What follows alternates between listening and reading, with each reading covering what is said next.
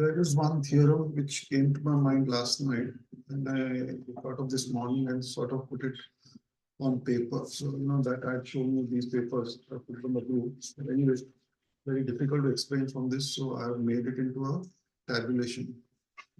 Just pay attention. It's not very difficult. Now, the entire principle moves around this, which is basically the tattva, what is said. Okay.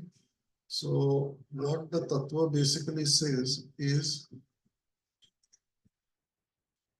fire and air are friendly, water and earth are friendly.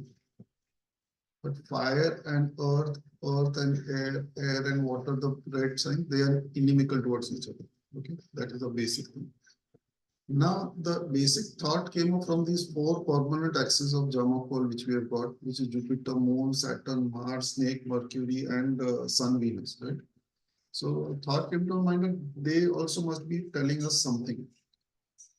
So based on this and the tattva, that is fire, earth, air, water, the same sequence which goes all around, okay? And to some extent, the Charasthira Dvisvabha Rashis. This is the basic fundamental of that. Now I'll just explain to you what I'm trying to say. Okay. Now let's take the first one, which is a Jupiter Moon. So since Moon is only one Rashi, I'm putting it here. These are the two Jupiter Rashis, which I'm showing in green. Okay. Nothing to do with the color, so just to highlight it. Now, if you see, there will be a Jupiter Moon axis where Jupiter could represent the 9th Rashi or the 12th Rashi. So let's see what happens over here. So if we talk about the 12th Rashi to Moon, they are in a 5-9 combination. 5-9 is basically good, but let's see from the Tattva point of view. So this is a water element, this is a water element. So same element, so they're obviously positive.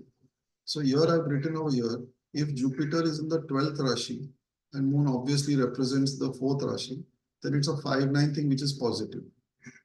Now you take it here. If Jupiter is representing the 9th Rashi and Moon is representing 4th one, they are in a Shadashtak, 6-8. That is very clear, a negative one. But if you see here, this is water and this is fire. So if you see here, water and fire are inimical towards each other. So here I've written if Jupiter were to represent the 12th Rashi, then, sorry, the 9th Rashi, then it would be an inimical aspect. Let's take a second simpler one before we go to the fourth, this thing. Second was the Venus Sun. So I'm taking a single one here in this. Now, when we have a Venus Sun represent axis, Venus could be representing the R2 or the R7. Now, if we were to talk about the R2, then it is in a 4-10. Now, whether 4-10 is good or bad, let's see from your fire and earth. So if you see a fire, earth are inimical. So if Venus is representing R2, then it's an inimical hit. 3-11 is basically fire to air, which is positive. So the cross, understand the diagonals or whatever they are, the cardinal direction, north, south, east, west are positive. Now let's go to a difficult one. Now let's say Mars. So Mars, Saturn. So I'm at the moment just putting Mars as a single dot and taking the two options of Saturn. Here you will see that if Saturn were to represent the 11th Rashi, it's a 3-11 thing, which we just now saw was positive. If it was R10, then they will be, so 1 minute. Before this is a positive thing because fire, air. So fire, air was positive. Here, if you take fire and earth are inimical. So 4-10 becomes an inimical thing. Same thing you do it over here, it will be a 3-11, 4-10 thing. So same thing, now you'll be able to read what I'm saying over here. One more I'll do, which is Mercury. So I'll take Mercury over here. And for snake, what I've done is I've taken this for Rahu and this for Ketu. Okay, because they are the co-lords. So if Mercury were to represent R3 and snake was to represent Rahu in R11, they are in 1-5. So that is a good thing.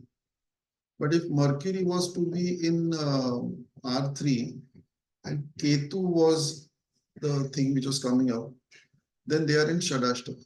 So it is negative. Similarly, if we go here, now Mercury and Rahu will be in a Shadashtaka thing. Again, Earth and air, you can check from there, Earth and air negative. And the last one, basically, which one have I left out? 1, 2, 3, 4. Venus, Sun, Mars, Saturn, we did Mercury thing. Okay, I think we have done all 4 of them. So basically, this is the thought which went through my mind, that the 4 permanent axes seem to be telling us something which we need to do. Now, the other case which we were talking about, the other person, whether the lawyer will appeal or not. So I'm still not sure how to use this axis, but there are two steps which come to mind. One is check the axis of what is shown on the mirror. For example, where the Udayam Lord has gone and what axis it is showing, and the specific case axis what it is showing. So if you see here, the Udayam Lord is Jupiter. Jupiter is seated like the regular thing. Jupiter is Dvishoka, so this thing must have happened earlier on, and it can happen again also. That is one thing. This, for the present case, it has gone and sat in a Sthira Rashi. Okay, so always you realize that the axis, if this one is Sthir, the other fellow will also be Sthir. So the Sthir says that there might not be much progression over there. Now here, if you see, Jupiter is representing R9. So it is representing R9. And if you want to take moon as R4, you can say because that is the obstacle which is there. So it is showing the negative. So it was showing a negative result. Now, if you take the 6th house, which is the second step, which is basically the litigation thing. So that is ruled by Venus. So the Venus Sun axis.